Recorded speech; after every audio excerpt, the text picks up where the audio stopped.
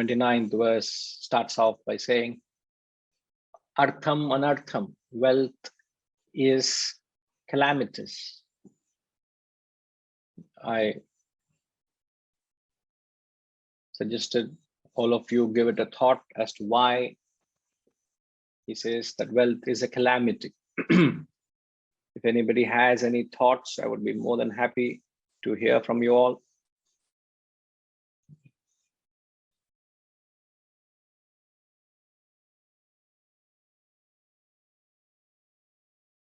Bhavaya nityam. Reflect. He says reflect all the time. So the reason why you were told to give it a thought, because the text tells us reflect all the time. Bhavaya nityam. What do you reflect? That there is at least not the least happiness from it. There is no happiness from wealth.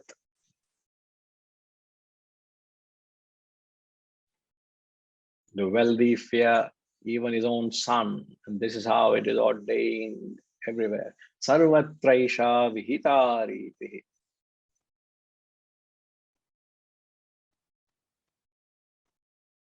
Ramji.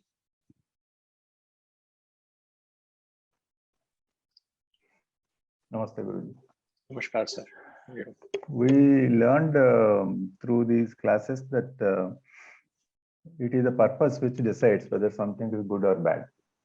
So if wealth is there for the right purpose, for the higher purpose, and you use it for the right reasons or right purposes, then I don't think it will be a calamity. But 99% of the people will use it for the wrong reasons. That is to enjoy life, in their opinion. So that is where it becomes a calamity. And accumulation of wealth for the wrong purposes is always a calamity. But I think that wealth, if it is earning wealth, is not wrong, but using it for the wrong purposes is wrong. Perfect, sir. Yes, very good. It is not per se wrong. It becomes wrong based on the purposes you are intending it for. Am I right? Yes, sir. Right. Any other points, sir? No. All right. Perfect. Setuji?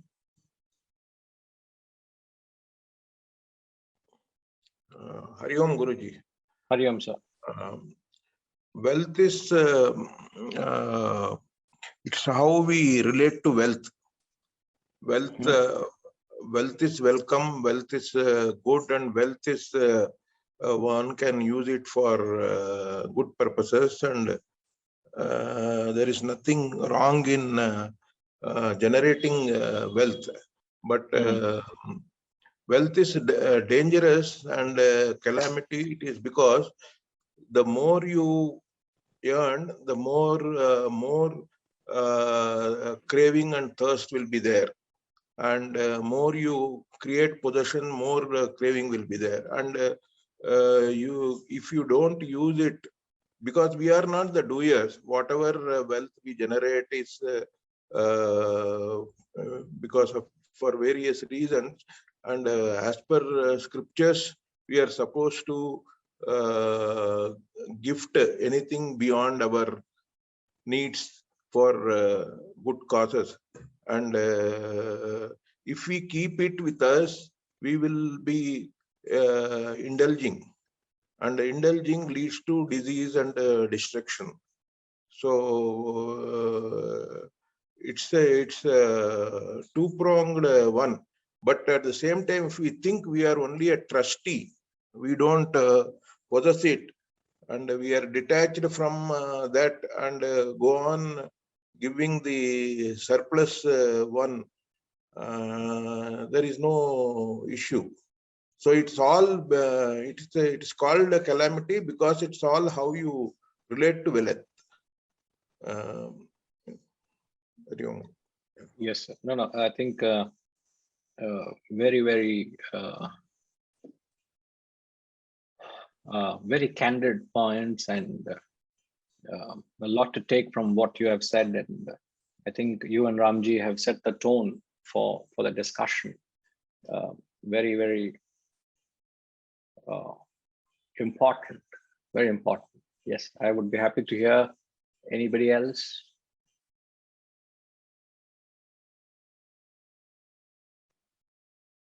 Ashama?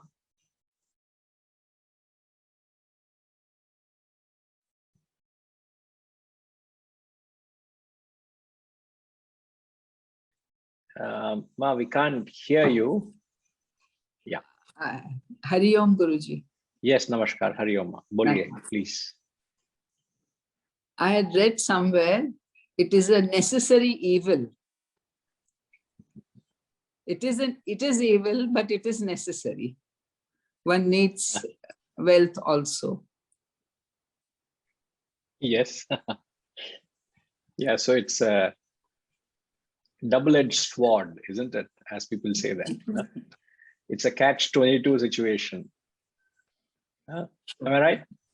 Right. Yes. Yes, yes, Namaskar. Thank you. Yes. Kamalji. Hari Om Guruji. Sorry, Namaskar, sir. Hari Om. got a bit Yes. late in joining.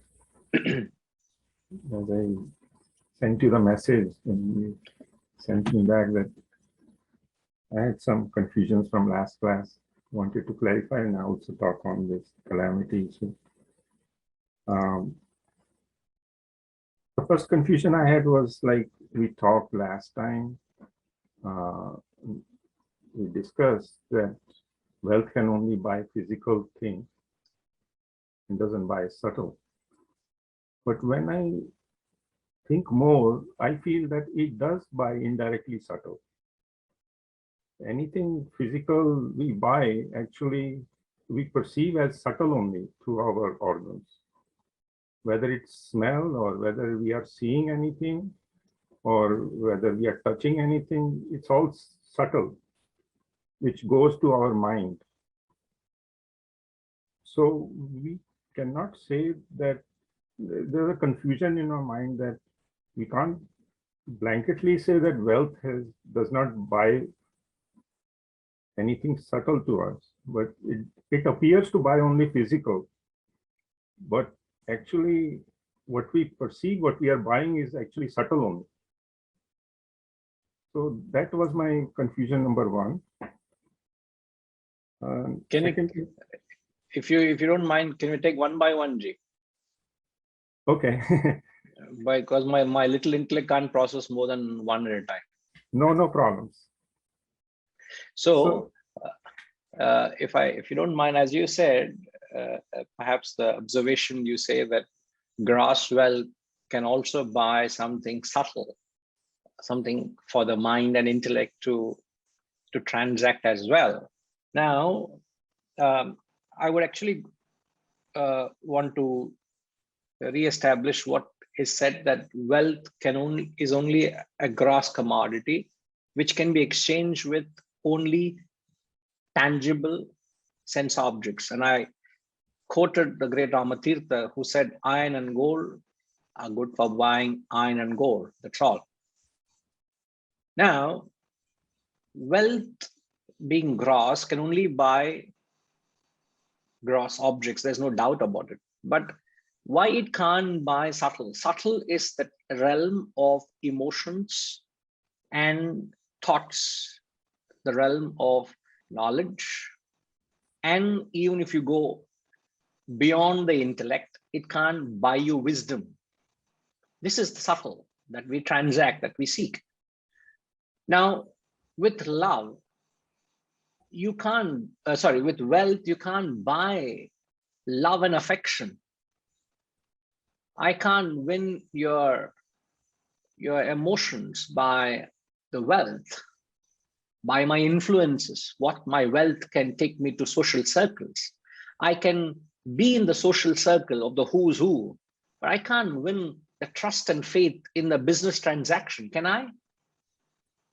I can employ a number of maids and employees and servants and caretakers, but can I win their trust? Can I buy their trust with wealth? No, we can't. But on the other hand, anything we buy appears to physical to us, but Which actually it is not physical, what we are perceiving. no, your perception could be beyond that, but what wealth can give you? You know, there's a saying, wealth, money can be the husk of many things, but not the kernel. It can buy you food. Even at the physical level, money can't give you appetite. Money can give you medicine, but it can't give you health. Yes, I agree with that. So And there is a subtle difference between what it can and what it can't. So that is the distinct line we're drawing. There's something which it cannot give you. So you need to imbibe it, which is beyond wealth. okay. And the second confusion was, which we discussed, was I don't think you are convinced. no, I'm convinced. I was just maybe I was getting entangled in more in the process, how we more in the process of physical and subtle, rather than seeing the end effect of subtle, subtleness, what a physical item we may buy.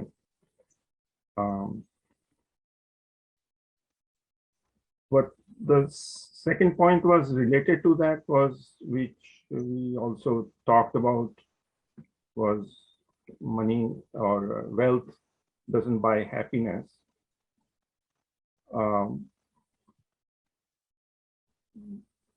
When I kind of thought more, to me, it looks like anything we desire or anything we, transact, physical even, there are always two. There's our need for that item, and second, there is a hidden need of happiness there always, no matter what we buy. But our focus is always on the object only, not on the happiness. And that's why we end up accumulating so many objects. And we do get temporary happiness in the at the transaction level happiness, I would say, at a relative level happiness, not the absolute happiness, but the relative level happiness. We get temporary happiness. Maybe it can be for a few seconds, maybe one day, or maybe few years also. But we do get some happiness, but it doesn't last long. It's not a real happiness. It's like an unreal happiness. And we all get entangled in that because we have not developed our intellect strong enough, or our vivek is not strong enough to discriminate between the real happiness and the unreal happiness. So we are always in that cycle. And we feel that we don't have happiness because we temporarily get happiness, and then our need becomes something else. And, so wealth does buy us temporary happiness. It's just that we are not able to move to the real happiness or the long-term happiness. Right. That was So confusion in my mind. no, I don't think there's anything wrong in what you said. You're just qualifying when the text says that there's not the least happiness from it. What you're saying is only the fleeting or the temporary happiness, and the Shastras don't recognize that. From their perspective, as long as anything that is impermanent, that has no standing with reference to the higher truths, So exactly. it is just, and that's why I was feeling that maybe we are mixing the relative happiness with absolute happiness. no, there even not even relatively, there is no happiness from it. If there is happiness, it should give happiness to everybody. I'm not talking from an absolute point of view. If we say there is happiness in the object of pursuit, No, I then never everybody, said that there's no, I'm not saying, I'm not happiness in you're the saying. I'm object. not saying you're saying. I'm only saying if we assume that there is happiness is in the object of pursuit from a relative perspective, I'm not talking absolute perspective, relative perspective. Even if we say there is a happiness in an object, that object should give happiness or satisfaction to everybody, which is not the case. No, So that goes a long way to even establish that even relatively, you say happiness is not in the object, is in the mind which pursues it. It's the mind that has projected happiness is in a particular shape and a form. It's a nama rupa. Everything is shape and name and form. But which name and form appeals to you is all the play and trick of your mind. But there is no happiness per se in it. There's nothing in it.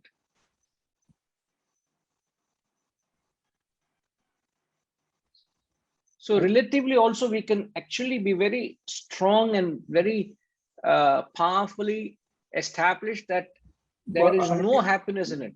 if I see from this perspective, that if I have a desire for anything, then I have agitation in my mind for achieving that object or a thing.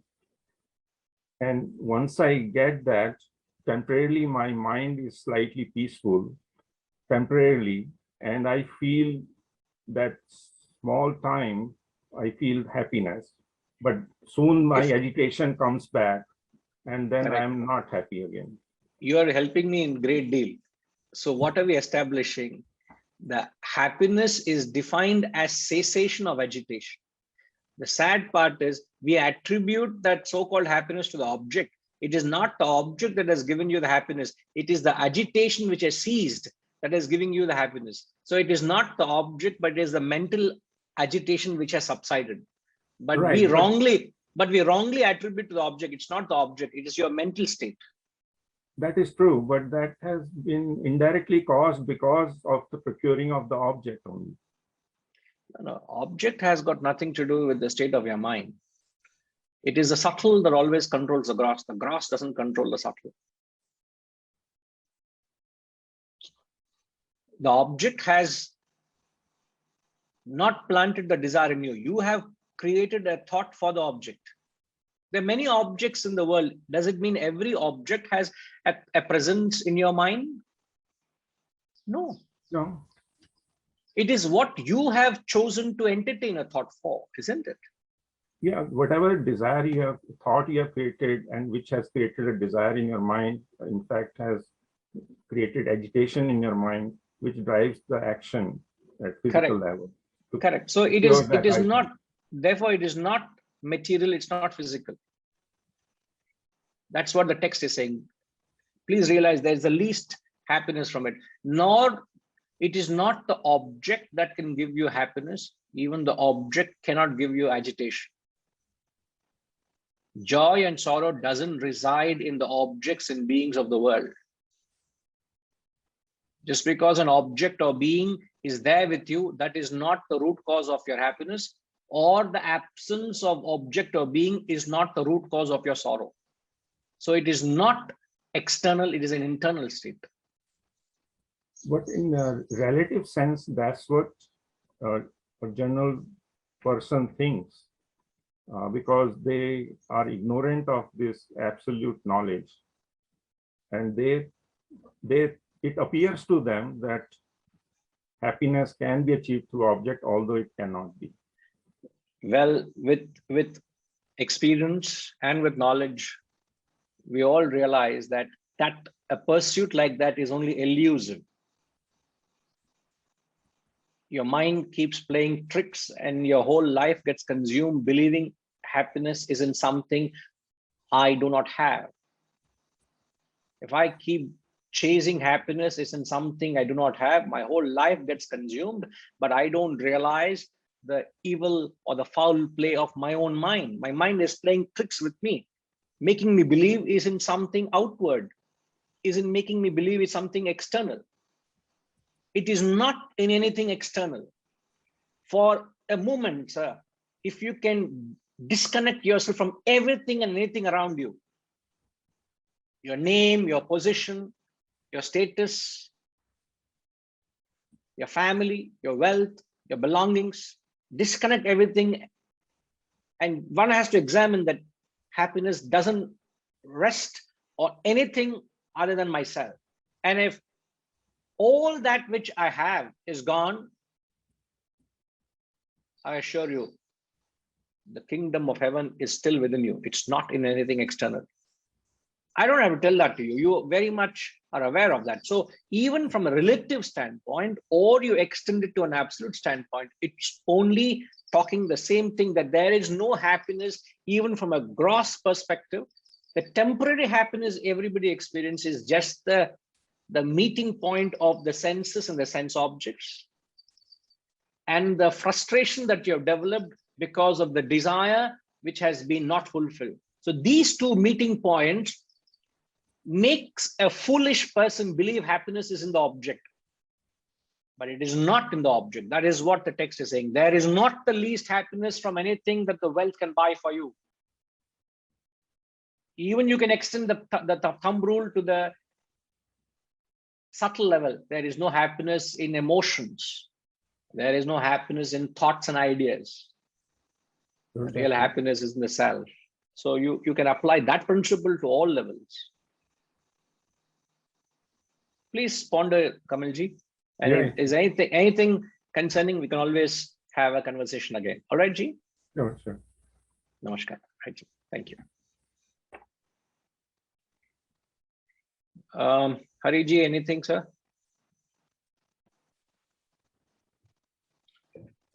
Hariam Gurji. Hari Om, To sir. me, the relationship between human being and money and wealth was always a paradox. Man invented money, wealth, and the value of wealth, etc. And in fact, we should have been the master of money. But unfortunately, the relationship is different. Though we invented money, and instead of we being the master of money, it has become that we are the slave of the money. We give the value for the money, we give the value, we estimate the value for the wealth. I don't know how that relationship has reversed. It is money that leads us. It is the money which has become the master, but I invented money. And I should have been the master of money, but it is now today, money is my master. It has always been a paradox to me.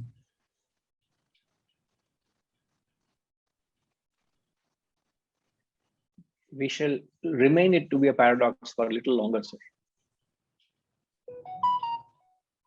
If you don't mind. Yeah, okay. No, no. I'm just kidding. Now, it is evident, and it's very rightly said that sadly, not only money, sir, everything in your life you have created along your process of your life, isn't it? When you come along, you have not created anything. So everything is a new beginning. Everything is a new chapter in your life.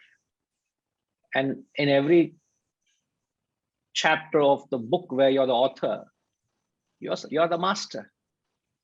You are the architect. But sadly, you become a victim or a slave of your creation.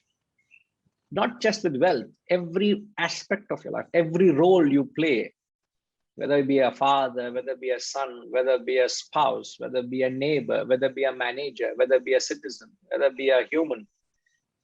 We are all victims of the various roles we are playing in life. We are not a master of our role. Yeah. As a son, am I a master of my role? As a guru, am I a master of my role? As a guru, my work creates a certain creation. I am the architect, the creator, and then there's a creation of my works. Now, as a creator of that field I'm engaged in, there's a certain creation. Am I the master of that creation? there will be there is an institution, there will be an ashram, there will be a following, there will be name, there will be literature, there will be everything that samsara that's created out of the role I'm playing as a guru. Am I a master of that creation or am I a slave? So what it doesn't necessarily has to limit with wealth. It can actually extend to every role you play. Is it not? And that's what the Shastras give, you know. It gives you the knowledge and wisdom to empower your life, to deal with it with a spirit of detachment, to approach it understanding that everything, in fact, I would in the explanation, I would mention that it's very important that everything, it becomes detachment when you look at it as a means to an end. Remember that. If you approach and deal with things in life as a means to an end, you will not get attached to it. You're a master. But the moment you fail to realize that it is something which is a means you have made as an end in itself, that's it. You become a slave to it. So every role you play, everything that you have created along the process of your life has only been a means. It has enriched and embellished your life, but it should not overwhelm your life and consume your life. Yes, everything has embellished your life. It should be. Yes, why not? You being a father, you be a grandfather, you be an accomplished manager, you could be a patriot, you could be a political servant, you could be a government servant, you could be a spiritual aspirant. Every role you play at different stage of your life has embellished your life. Let that be so. Yes, why not? But you have the strength not to become a victim of it. And that depends on how you relate with it. I think Situji said it's all with our relationship with it. If we wrongly relate to it, we become a slave. If you rightly relate to it, you become master. So there's nothing wrong in playing the various roles our duty demands. So there's nothing wrong with it. So I know in that question, there's also a hidden answer. I know you are aware of it, but I can understand what we have created for ourselves. So when I say that, so all of us are stuck in something or other in this. My own creation. My own creation. So as a creator, I got to be careful. So as I've said, there will be a huge samsara in that sense, not literally. I know what I'm getting into. The next 10, 20, 30 years is going to be a huge movement. The Wisdom Institution, the Wisdom Foundation, I know what it will be.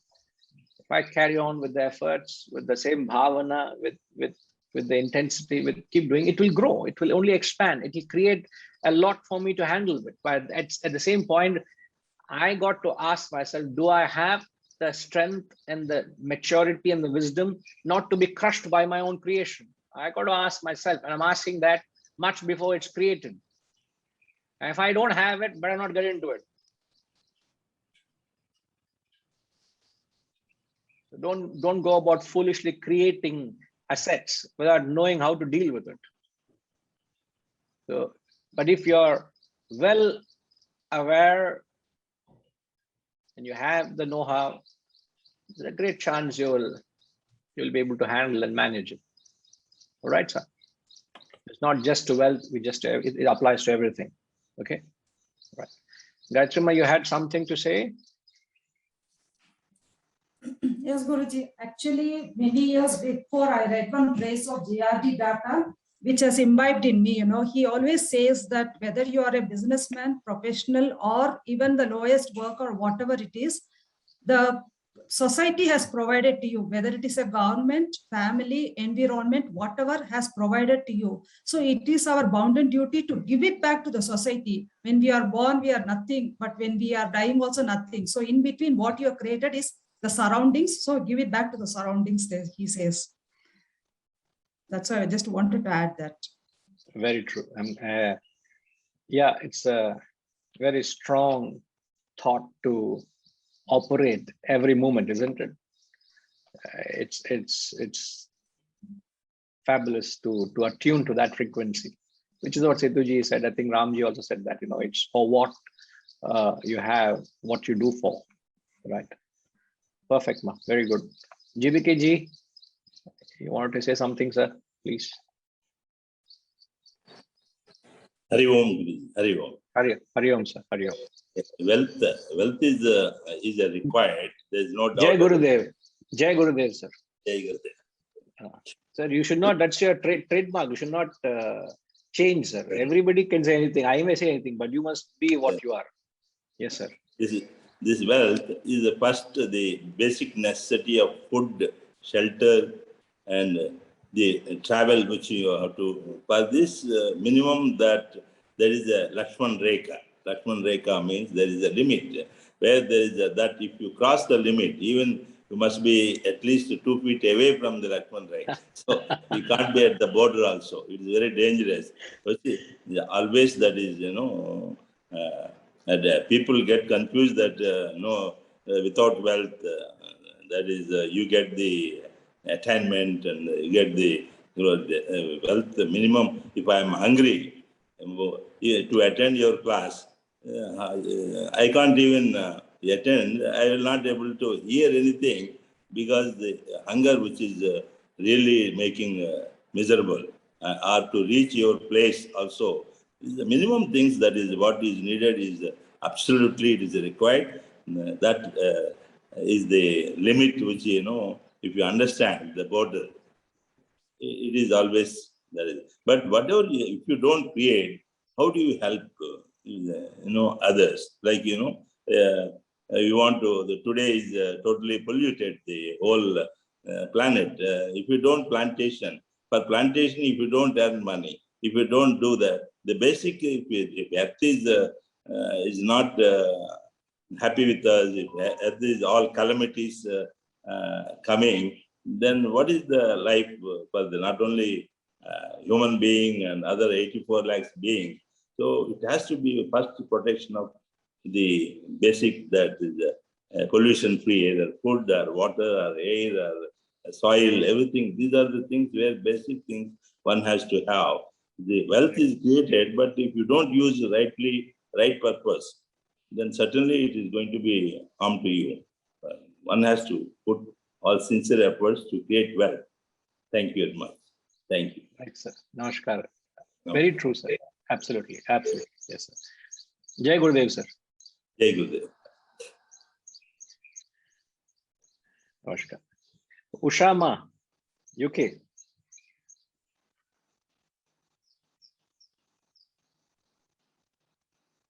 Namaste, Guruji. Many people start accruing wealth, particularly when they have started from a lower earning capacity. They earn wealth to create a security for themselves, but they amass wealth to such an extent that still they feel insecure and they keep on working towards it. So how do we decide how much is enough for you? Should the individual decide, or? In fact, in the way you have asked, you answered yourself. As you said, the choice of words and the way you put it, you said people, when they start their journey, their career, their professional career, they want to acquire wealth to gain security. And during the process of having progressed and having succeeded in their efforts, have acquired, and to quote you, have amassed wealth. And yet they still feel insecure. So I would tell that person, just stop, pause, and examine your life, and examine the very purpose for which you have started acquiring. You believe that wealth would give you security. I would ask that person, has it given you the security? Because you, having amassed, you still are acquiring, because you still feel insecure. Are these the words you used, isn't it? Yes, yes. And it only establishes what the text is saying. Wealth cannot give you any mental security. And since it cannot give you, there is no point having a quantitative limit to it. At the same time, the Shastra said there is no taboo to acquisition. Acquire as much as you want. But understand that there is no security in it. Okay. But it's for the individual to get that enlightenment or that kind of a realization. The moment you understand it, wealth becomes a product which is essential in your journey of life. But you will not bank on wealth for your mental security. It can give you a certain physical security, you can fall back on it. But it will not give you mental security. I can assure you that. Yeah. I can assure you that you will not get mental security through wealth. And and with experience, it teaches you. In fact, uneasy lies the head that wears the crown. Yeah. The moment you have it, you will have more problems.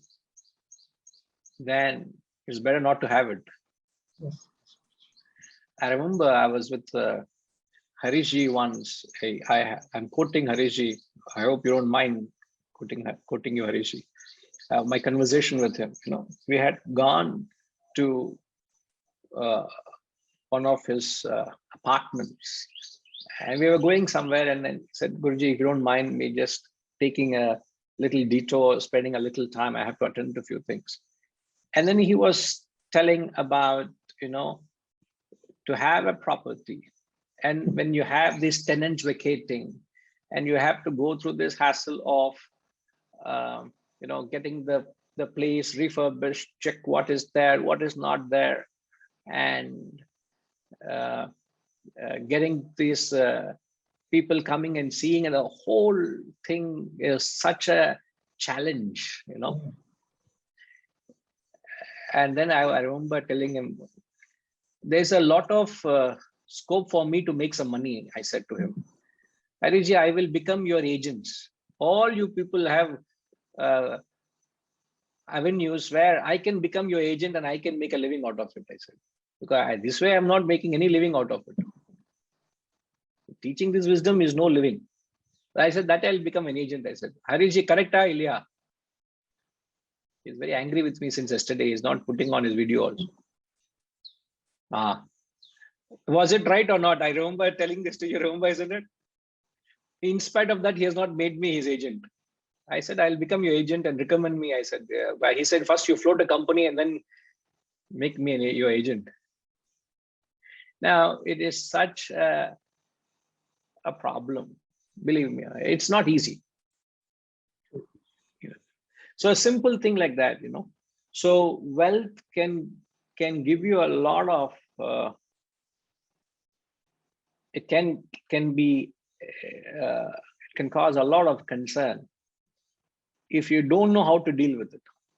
And I have not come across anybody out there who is truly detached to wealth. It's a $1 million question.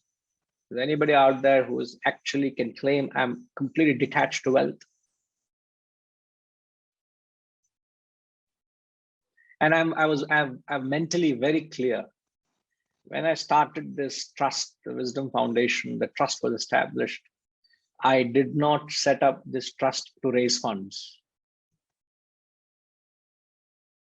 So it is not even an objective to raise funds. I want to do some good. You need a banner, you need a platform. It was done. That's all. And it's not done to generate resources. Many people have this hidden agenda. There is no intention to even raise funds through trust. So there is an objective to do good. You need a vehicle. That's all the vehicle is. Rest will happen, rest will follow in due course. So you've got to be very clear what's your relationship and attitude to wealth. In Malaysia, they use the word awas. Awas means danger. Malay. That's what this means. Calamity. This is dangerous. To go one step ahead, in wherever we have this electrical high voltage, what do you see, Ushama? And, Wherever you see the high voltage, it's there's a sign, of no? danger. Yeah, there's a skull and this thing indicating Two it bones. is yeah. A skull and two bones. Yeah. So I would want to put that picture next to wealth is calamitous, skull and two bone. If you are not careful, you will become that. And the money, all that. So if you fall a prey to wealth, how to decide how much is enough? When is enough enough? Enough is never enough.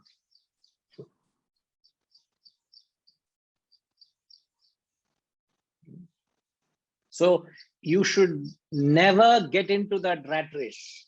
Yeah. You said that thought is very clear. The moment I started the trust, I said the trust is not being established to collect funds. The objective is very clear from the day one. You're not starting business to raise money. Money may come in the process of you doing business, but the objective is not for that. So if from the beginning, you should not be in the rat race. Having got into the rat race, then you can't say how much to put a limit now. Never get into it, first of all. So you should have enough clarity that you don't fall a trap into that. Ma. Yes, yes. Okay, ma. Thank you. Right. Yes, ma. Setuji. Hari Om. Yes, Guruji, in the past, you have given a Guru Purnima talk on security, wherein you have clearly given how much one should have, a practical answer to how much one should have. For that, the answer you gave is one should see, one can list out whatever they liberally want to have in life for their needs. They can be liberal, whatever what they want. They want a driver, they want a car, they want this, that. It can be thousands, it can be lakhs per month. So you put a cap on that figure. Since you are spiritually growing, you put a cap on that and ensure that money is available to you on a monthly basis or whatever it is. And as you spiritually grow, the inflation, your worry immediately is the inflation is there, and how can I cope up? Keeping that as an excuse, we amass, and we never analyze. So what you said is you should grow at least spiritually to the extent of inflation, and because as we grow spiritually, we shed. Guruji, you said there is no one who is not shedding well. That means we are not growing spiritually. If anyone who grows totally spiritually, I think as we grow, I think all this, we don't give any value to it, and we start shedding. We don't give importance, and it becomes this thing. But this practical example, everyone has got that. That is the worry. I have needs, I have requirement. Many are worried about hospitalization, medical bills, all that. So you cover insurance. Actually, if you're growing spiritually, you won't eat junk food. You will not. You will be healthy all the time, and all that. So practically, this is a very good example. You list out whatever you want. There is no guidance on that. You put a cap. You ensure that is available to you. Then there is no craving for more, or you will start slowly giving as you evolve. There was a question to you in Guru Purnima, and you answered this, because this becomes very relevant. This point is in the minds of every listener here. How much is enough? So this just I wanted to share it. So my memory is very poor. I don't remember saying all these things. So I only will talk philosophically. Practically, Alna, you people only talk. No, in fact, you're right. We did mention of it in some context, and glad you brought it out. You know, what we call that as standardization. You must learn to have a certain standardization, which is what you said, put a cap on your limits so that your mind doesn't go into this vicious cycle or rat race of wanting an unending chase, you know, of acquiring, you know. Yes, sir, very well. In fact, perhaps Gayatri Ma, if we could have access to that Guru Purnima video, which was a few years ago, which was on this topic, which could be shared so that people could have to revisit that, or those who have not heard it. Yes, Guruji. Okay, ma. Yes, Harish. Good morning, Hari Om Guruji. Hari Om, Harish. Yes. A thought comes to mind when you're saying, Guruji, about we get trapped into the rat race. What comes into mind was your discussion with us some time ago, the snares of 99, the just one more. It never ever ends on the human level. And if we don't understand this concept, we will be stuck with the snares of 99 till eternity. I also wanted to share, Guruji, in the last 2 years in Hong Kong, in our community, we have lost a lot of members. I mean, they passed away due to old age in their 70s or 80s or 90s. And some of them are very, very financially wealthy, well-to-do. You know, I mean, they achieved what they were supposed to. But one common denominator, Guruji, I've heard is that with a lot of the senior elders in our community, I heard that many of them died in the last years of their life. They were in depression. This is a very common term I've heard with our own community elders who have spent their whole life fulfilling their worldly duties. But at the end of their lifespan, most of them died lonely or depressed. And it is a very, when you say wealth is calamitous, it brings out a reflection that if you're not aware of this, then we can end up in the same state after 70 or 80 years, which is a very tragic ending to human life. And it shouldn't be that way. But it's just that being in Hong Kong 2 years, I've seen so much of this and learned so much. It's quite sad to see at the tail end of their life, there's depression and loneliness at the end of it all. So what was the whole purpose of it all on this earth? It just creates a reflection. I just wanted to share that. Harish, it's a very powerful and interesting observation. But do you know why people go through that?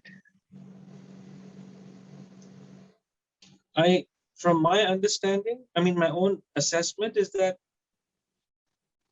I think a lot of people regret their life when they're at the tail end of their life.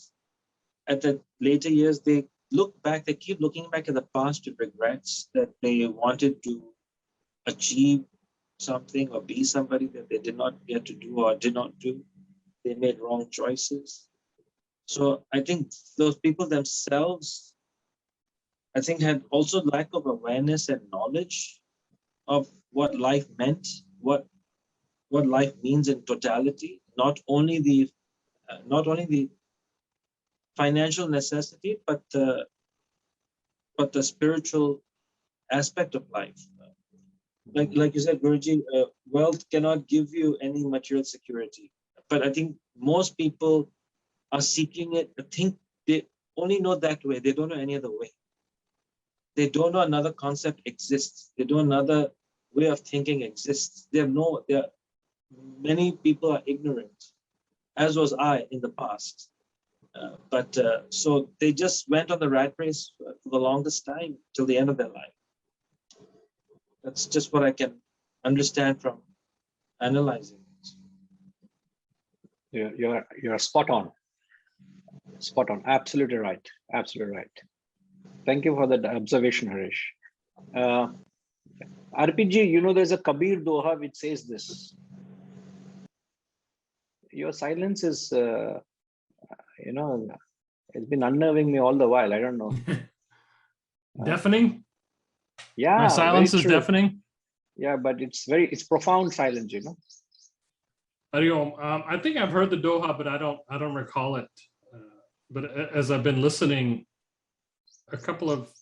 three thoughts. One is wealth and its use, right? So, you know, the contact, I think, is certainly, you know, how you contact it. Going back to Hariji's point, you know, we created this concept of wealth and money and economy and everything. And it's where, you know, there's that saying where wealth accumulates, mankind or men decay, right? So this just hoarding, but it's really in the use of it. And I think a use of it as a catalyst, right? And it can be a catalyst for betterment, which takes us closer to the self, or a catalyst that takes us away from the self, right? You can get caught in rajas and tamas and all, you know, gambling and all these sort of negative aspects. So I think that is certainly one thing that I've come to learn. And I know I can't answer your question about the Doha. I know I've heard it. When you say it, it'll hit me. And then going back to Hariji's point, one of my father's favorite sayings is exactly what he said, which is "Aiso maro Parmeshwar, anehu eno das," right? And so he would, I don't know if you've ever heard that saying before. Could you come again, please? Paiso maro Parmeshwar. Money is my Parmeshwar. So going back to Hariji's point, when he said, you know, we become its slave, money's slave. One of my father's favorite sayings is, be careful, because you will fall into that trap of money will become your lord and you will become its slave. It's das, right? It's its slave. And it's so true. We all get caught, you know, when I say all, but you're right, to try to find someone that is completely above that, right? And treats it as a true catalyst for betterment. It's near impossible to find. 1 in a billion, right? One in tens of millions, I think, probably out there. Maybe. No, you don't have to go to the billions and saying someone is sitting right in front of you, my dear. Yeah, exactly. Yes. No. I don't true. remember the Doha, Guruji. My apologies. I know I've heard it, but when you say it, I'll be like, okay, that's it. No, I don't know whether it's the right one we're talking about, but I would like to get that quote which your father used to say. Could you say that the whole thing again, please? Yeah, I'll type it in the chat. No, you do that. But I'll say it. I'll say it. Not in not in your American accent, in an Indian accent, please. The problem is we are trying to understand your accent here as well. Paiso maro Parmeshwar, ane hu eno das. Has anybody got what he's saying? Ashama, okay. Ashama, please. She's the linguist among us? Yeah, the poet philosopher amongst us.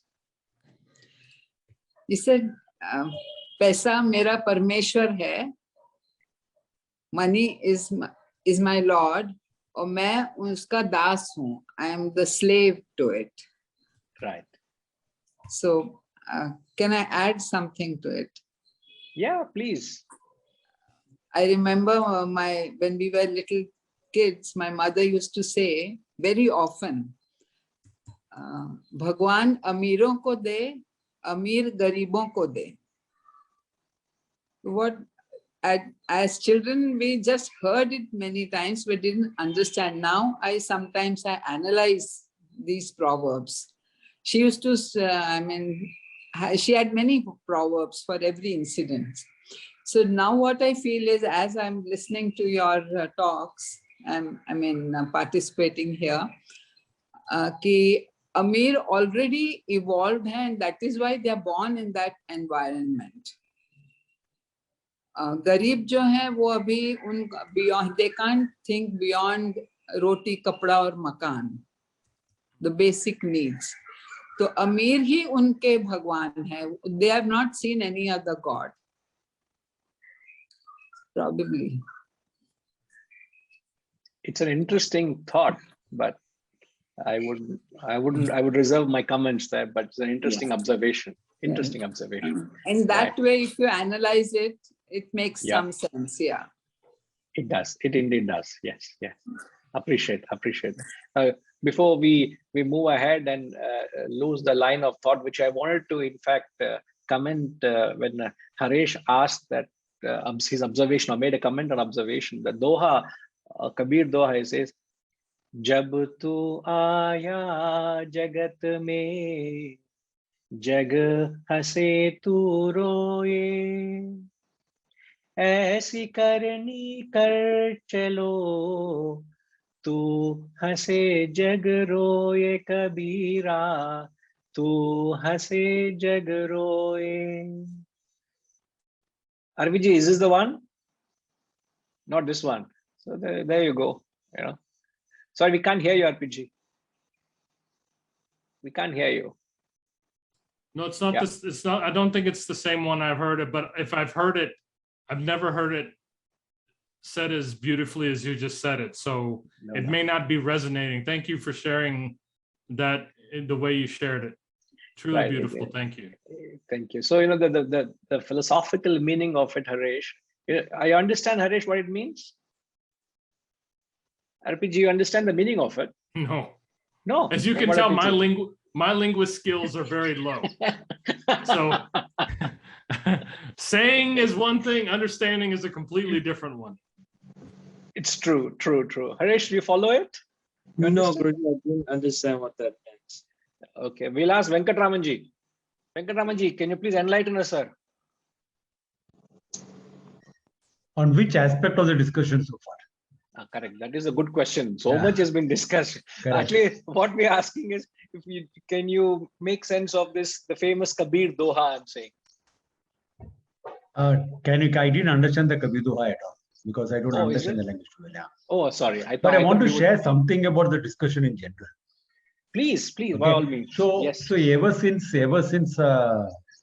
the Industrial Revolution, the world has become very, very increasingly capitalistic, materialistic. Economics has become capitalistic, materialistic, and we look at wealth from only a capitalistic point of view. We forget the other dimensions of wealth.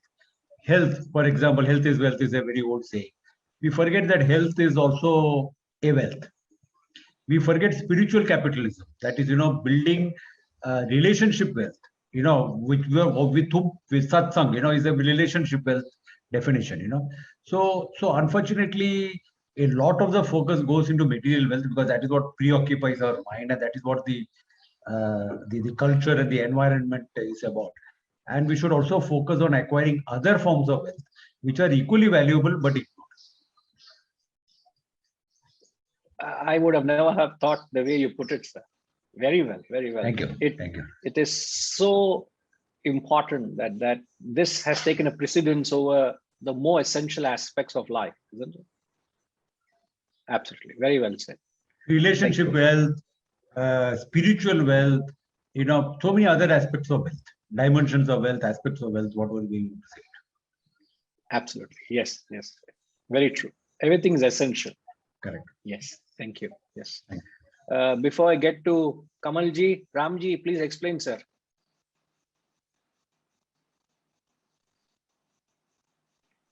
I think what I understood from the Doha, I also heard it for the first time, but I think what I understood it is that when we all arrive in the world, we are crying and others are celebrating or laughing because somebody has got a son, somebody has got a grandson, whatever it is. But in the life, you do something substantial or something meaningful such that when you leave the world is crying that why you are leaving the world, and you are laughing. Laughing means you are happy or you are smiling at what you have done in the world, what you have created in the world. So I think that is what it means. Correct. But how would this answer to what Haresh commented? what Harish commented. Harish, you recall what he commented earlier about the community of the elderly people dying in Hong Kong? Yeah, correct. It is in that context, yeah, because many people amassed or who were financially well off, but when they were dying, they were in the last stages, they were depressed and unhappy. Correct. So that means what they did was not entirely for the benefit of the society. Society, correct. Yeah. So, correct. So, very, very well. And the fact that you have captured it so well and aptly so, having heard for the first time, commendable. It's very nice. You got it spot on. Spot on. Harish, this is what it is. You know, the important line of the Doha is, "Aise karni kar chalo, tu hase jagaroye." Means, "Aise karni kar chalo" means you live a life of such grandeur. You do live a life of service and sacrifice. Means your life has only been an instrument of service, not an instrument of aggrandizement. So when you have impacted the society, transformed and influenced in whatever way you can, you would never ever be left alone. You will never ever be depressed because the world has lost a Caesar, a great man. When comes such another? So the world would never ever leave a person who is a man of sacrifice. You get it? So Yes, depression, the direct cause of depression and feeling a sense of loneliness is your own selfishness. That's the root cause. Wow. And how to combat it is to live a life of service and sacrifice, which Kabir ji says in his beautiful way. You know? That's very, very, very, very profound. Very, very, very profound. It's such a simple Doha. And if you just knit all these various concepts together and string, it's a beautiful necklace. It gives a beautiful message. It's all one the same. In their own language, they're saying it. Well, which means, Guruji, that a lot of people lived a very selfish life for most of their lives to die lonely and depressed. It's quite tragic. Isn't very tragic, and it just echoes with the 29th verse.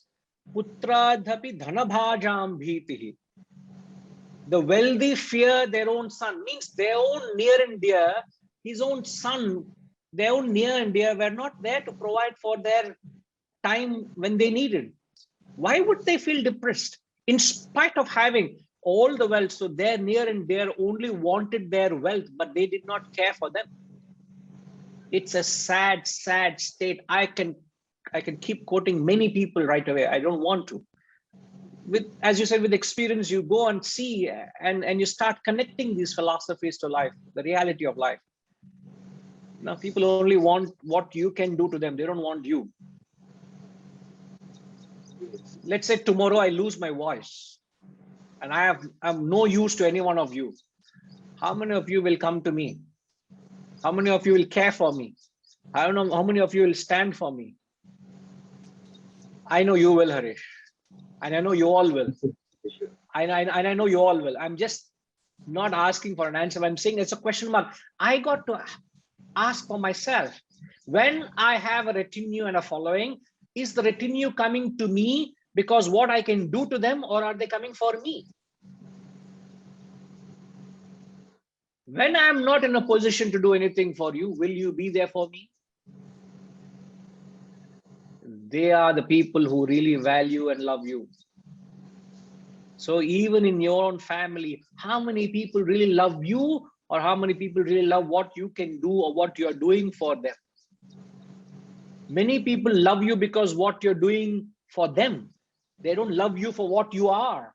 And since they only love you because what you give them, it's their selfishness. So it's entirely a very selfish relationship, right top to the bottom. So it's a very, in fact, it's a far the mental disease is far greater than all the physical diseases put together. That's actually destroying mankind. The statistics will tell you that. And depression is one such leader, one of the leading diseases. So the knowledge is the only way forward. This wisdom is the only way forward to understand and make you realize. Guruji, may I ask another question on this follow-up? But you don't need to ask. When wisdom is glowing on your forehead, why do you need to ask? Go little, lean back. Perfect. A little, see, you have the heavenly ray shining on your forehead. What more you want? Isn't it Vijayaraghavanji? See, Vijayaraghavanji is in complete darkness. I am also in complete, everybody's in darkness. You are the only one having that ray of light, that beam of sunlight. Foreheads, Guruji. Most of us have. All the wisdoms we have acquired in recent times. I want to just share something. I was thinking in the sense when we start using, I mean, the wealth apparently seems to buy friendship, love, relationship, and even if it's possibly started somewhat purely, the moment we start using wealth as an instrument to cement it, it's from our side, we give a black market value for the wealth. So you, on your own, on your part, you start developing thirst for acquiring more because you do believe that it's going to help. And on the recipient's part, what happens is that slowly it becomes an attachment, an expectation. And even possibly what started, normally, it ends up to be increasingly transactional, becomes a vicious cycle. And the question is, after some time, that you become the present, or you become what you can give, and it's no longer, you don't stand for what you are, or vice versa. Yeah. So I think it only leads downwards very fast. I mean, this is especially true nowadays. People do value the culture of giving huge presents. I mean, nothing wrong with presents per se. I'm not suggesting that. Using that as a primary instrument to cement relationships, I think it spoils it all. Correct. Very true. And this is also actually core principle of corruption. You think you can buy a favor, you can buy some convenience, you can buy some easy way around and happiness. Absolutely. Absolutely. Thank you, Vijayji. Absolutely right. Yes, Harish, sorry. No, Guruji. Can you hear me, Guruji? Yes. Guruji, when you said earlier that many times we can gauge the relationships with people in families or our community or friendships, that people have an agenda with you versus loving you for who you are, caring for you who you are. Hence, the rich are afraid of their own sons because they were used for means of material gain and wealth. Now, my question is, Guruji, for those people, the families or friends who basically used the avenue for their own gain and not for that individual, but then aren't they also setting up a track for themselves to end up in the same cycle by creating that kind of an intention that when they go forward in their lives, that they'll invariably lead decisions to reach their own result of their own undoing at that point, at the end, like their predecessors? If that amount of wisdom prevails, they wouldn't do that, isn't it? Sadly so. Nobody has that. The one thing, the law of karma, which is what you're talking about, if you truly understand, what that law of karma should instill in you? Padmini Ma, what that law of karma, the cause and effect, which you are putting it in a very beautifully you explained. So when you understand law of karma, what should you feel, Padmini Ma? sow, you reap. Sorry? What you sow, you reap. What you do depends on what you. Correct. What you sow, so you reap. Correct. But once you understand this law that it works impeccably, what is the feeling you have in your heart?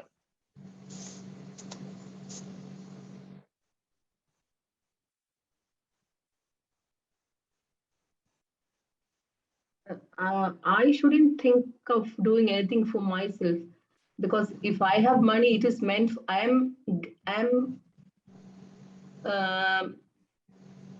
Money comes into my hands, and if I have some money in excess of what I need, I think I am a trustee holding the money for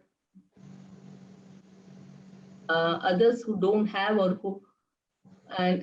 who deserve the money, not to be spent unwisely or for unproductive channels, which is Right. not going to help anyone. Yes. No, you very well echo and reiterate what many of them have said. But the question I'm asking is, when you understand the law of karma, the emotion or the feeling you will have is there's a bhaya. The emotion bhaya, Harish, you understand, is fear.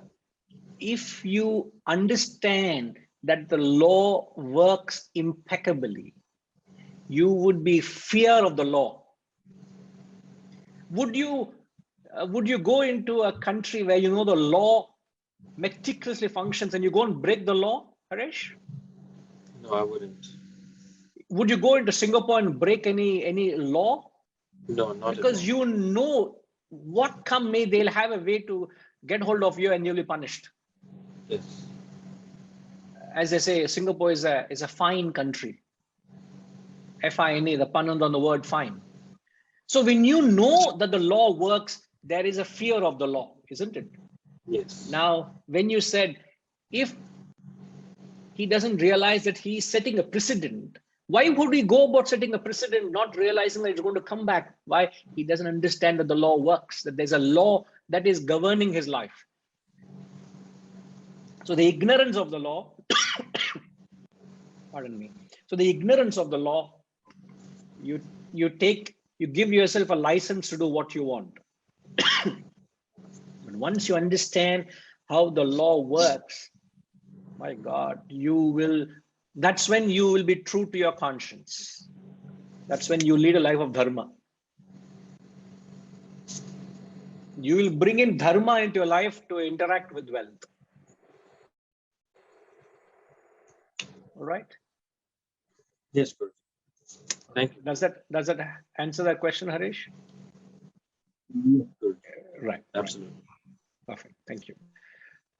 Setuji. Hariom Guruji. Yes, sir. Sorry.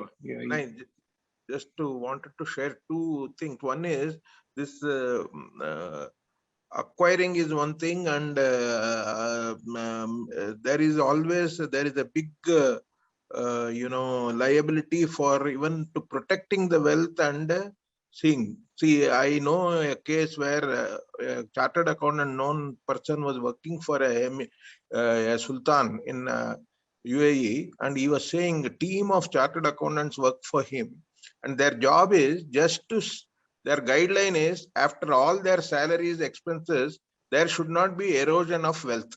That's the only guideline. There need not be appreciation, because their wealth is spread so much over the globe. There is a up and down in the currency. So the guideline is only non-erosion. So actually, a lot of people worry over protecting their own properties, possessions, and most all the time goes, once it is acquired, next is how to protect them. This is one. Another, just Venkatraman point, I have been observing, studying, particularly I have interacted with a lot of poor people and different guys. My conclusion is, God is neutral, God is equal to everyone, and God has given everyone in a certain proportion. So we think whoever is wealthy in money term, they think they are wealthy. It's not so. If, as he said, the relationship wealth, health wealth, all these, if you give a marks to it, if you add, it will be equal to everyone. That I am very sure, because when I was a president of Indian Institute of Chemical Engineers, I had to, my headquarters is in Calcutta. I interviewed all the employees. Then there were some, they have some demand. They started as a peon and they have become clerk and they are retiring. They wanted gratuity, that, this. Then I wanted to ask their family. They all said by age 58, they have a big family. They have a number of grandchildren. All sons are working as a security or a driver, and all are nearby. All are married. He says, I have done every responsibility. I am very happy and fulfilled. He is living in a hut. But then I thought, is he wealthy, or the so-called people who have money, who have no children or grandchildren, or this man, a small man, he has got 6-7 children, and he says I am living in abundance. That's what is the statement he made. So actually, I think everyone quotient is same. If you the sum total of their value of wealth, this one should, because most of the time everyone keeps crying about what they don't have. And I am saying he has been nice to everyone, even a sinner or everyone has got. If they add, if they give value, this can become also a law. But I'm just saying, but it is very true. I have this just I wanted to share. If you can publish a paper, sir, we will make it a law, sir. Now, this is known to everyone. Only we don't little deeper study, because if you have something, you will have other wealths. You add that, correct, then other. So you are, no one is a loser. Absolutely, absolutely. Yes, sir. Perfect. Very nice of that. It's just so happy to hear from different perspectives, and with all your experience and wisdom, to be able to get the different dimension to all of what we discussed today. Very enriching, though. I wanted to perhaps put it in a flow, in a thought pattern, so perhaps it can be a ready reference. Perhaps taking all from what you had all said. Perhaps I'll do that when we come back next week. We may have to hold on to this verse for another week. Before we conclude, I would like to hear from Harish ji. I think he has something to share of another beautiful Kabir Doha. Isn't it, Harish ji?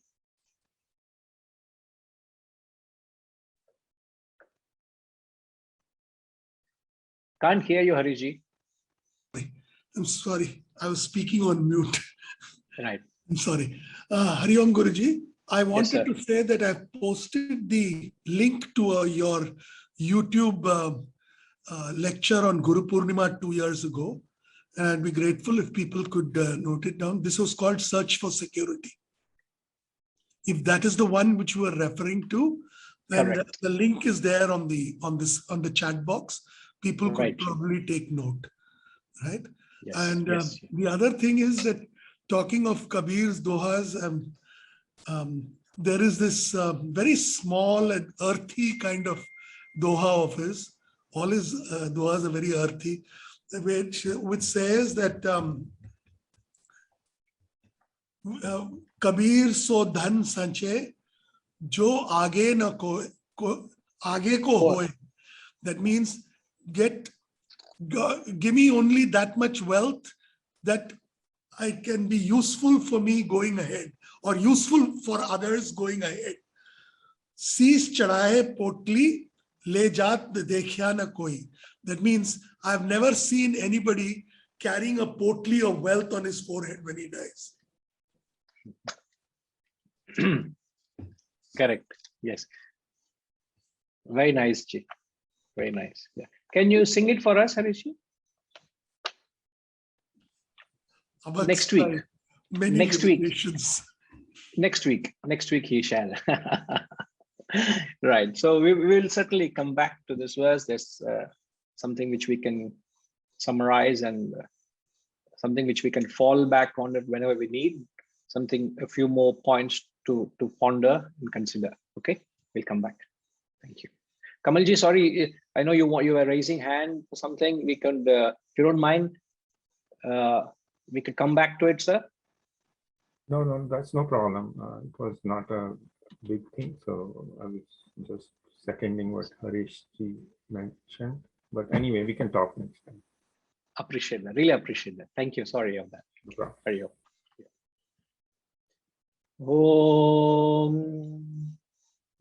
Purnamada Purnamidam Purnat Purnamudachyate Purnasya Purnamadaya Purnamevavashishyate. Om Shanti Shanti Shanti.